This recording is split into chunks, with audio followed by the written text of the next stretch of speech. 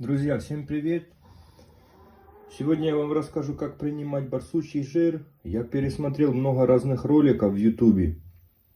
Одни говорят принимать с молоком, другие говорят принимать барсучий жир с водой, разбавлять.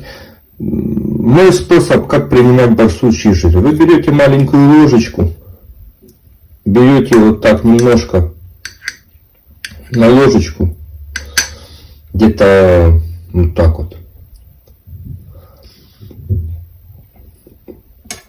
Потом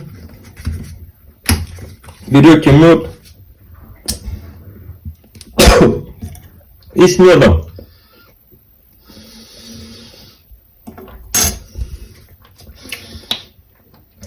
приняли.